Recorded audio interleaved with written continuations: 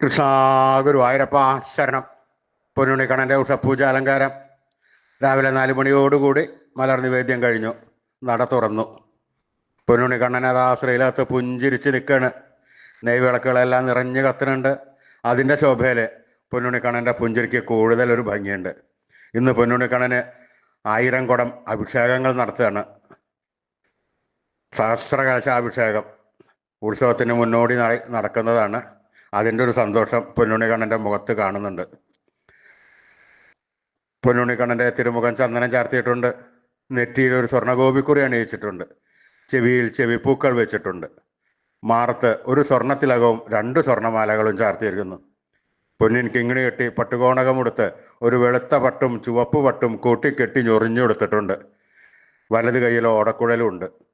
സ്വർണ്ണ കിരീടം ചാർത്തി കിരീടത്തിന്മേൽ 3 തിരുമുടിമാലകളും 2 വലിയ വനമാലകളും ചാർത്തിയിരിക്കുന്നു.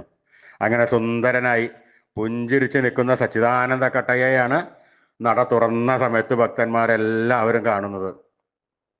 ഭക്തന്മാരെല്ലാവരും സന്തോഷത്തിൽ ആ കണ്ണൻ്റെ തിരുനാമങ്ങളും ചൊല്ലി കണ്ണൻ്റെ അടുത്തേക്ക് അതാ ഓടി ഓടി ഓടി ഓടി പോണു.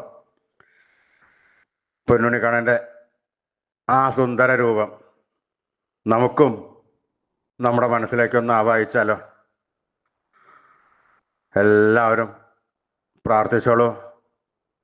പൊന്നിൻ കിങ്ങിണി കെട്ടി പട്ടുകോണകമുടുത്ത് ഒരു വെളുത്ത പട്ടും ചുവപ്പ് പട്ടും കൂട്ടിക്കെട്ടി ഞൊറിഞ്ഞുകൊടുത്ത് വലത് കൈയിൽ ഓടക്കുഴലും പിടിച്ച് സർവാഭരണ വിഭൂഷിതനായി നിന്ന് പുഞ്ചിരിക്കണ ആ പൊന്നുണിക്കണ്ണനെ എല്ലാവരും മനസ്സിൽ വിചാരിക്കുക.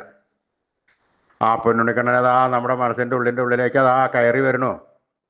ആ പൊന്നുണിക്കണ്ണൻ അവിടെ വന്നു കഴിഞ്ഞാൽ ആ കണ്ണനെ അവിടെ കൂട്ടിപ്പിടിച്ച് അവിടെ നിർത്തി ആ കണ്ണനെ ഒന്ന് കൊഞ്ചിച്ച് ഒന്ന് ലാളിച്ച് ഒരു മുത്തം കൊടുത്ത് ആ കണ്ണൻ്റെ തൃക്കാൽക്കൽ വീണ് നമസ്കരിക്കാം, പ്രാർത്ഥിക്കാം. കണ്ണൻ്റെ അനുഗ്രഹം നമുക്ക് എല്ലാവർക്കും ഉണ്ടാവും കേട്ടോ. എല്ലാവരും കണ്ണൻ്റെ തിരുനാമങ്ങൾ ചൊല്ലിക്കോളൂ. നാരായണ നാരായണ നാരായണ നാരായണ. സ്നേഹത്തോടുകൂടി ഭക്തിയോടുകൂടി വിശ്വാസത്തോടുകൂടി കണ്ണൻ്റെ തിരുനാമങ്ങൾ ഉറക്കെ ഉറക്കെ ഉറക്കെ ചെല്ലുക. അപ്പോൾ കണ്ണൻ നമ്മൾ കൊടുത്ത സ്നേഹത്തിനേക്കാൾ കൂടുതൽ സ്നേഹം നമുക്ക് വാരിക്കോരി തന്ന് നമ്മുടെ അടുത്തേക്ക് ഓടി വന്ന് നമ്മുടെ ഒക്കത്തൊക്കെ ഒന്ന് കയറിയിരുന്ന് നമുക്കൊരു മുത്തം തന്ന് ആ കണ്ണൻ വേണ്ട സമയത്ത് വേണ്ടതെല്ലാം വാരിക്കോരി തന്ന് നമ്മളെ അനുഗ്രഹിക്കും. അതുകൊണ്ട് എല്ലാവരും സ്നേഹത്തോടുകൂടി കണ്ണൻ്റെ തിരുനാമങ്ങൾ ഉറക്കെ ഉറക്കെ ഉറക്കെ ജപിച്ചോളൂ. നാരായണ നാരായണ നാരായണ നാരായണ നാരായണ നാരായണ നാരായണ.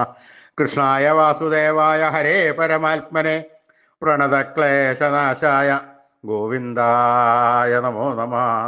കൃഷ്ണായ വാസുദേവായ ഹരേ പരമാത്മനെ പ്രണതക്ലേശനാശായ ഗോവിന്ദായ നമോ നമഃ. കൃഷ്ണായ വാസുദേവായ ഹരേ പരമാത്മനെ പ്രണതക്ലേശനാശായ ഗോവിന്ദായ നമോ നമഃ. അച്യുതാനന്ദ ഗോവിന്ദ അച്യുതാനന്ദ ഗോവിന്ദ അച്യുതാനന്ദ ഗോവിന്ദ.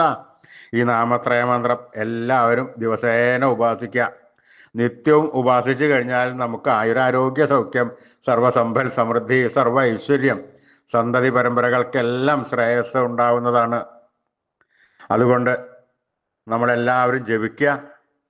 നമ്മുടെ വരും തലമുറകൾക്ക് പറഞ്ഞു കൊടുക്കുക, ഉപാസിപ്പിക്കുക. ഋഷീശ്വരന്മാർ തലമുറകൾ കൈമാറി തന്ന ഈ അമൂല്യനിധി നമ്മൾ വിട്ടുകളയാൻ പാടില്ല. നമ്മൾ സൂക്ഷിച്ചു വെക്കണം. നമ്മുടെ പരമ്പരയ്ക്ക് അത് ഉപദേശിച്ചു കൊടുക്കണം.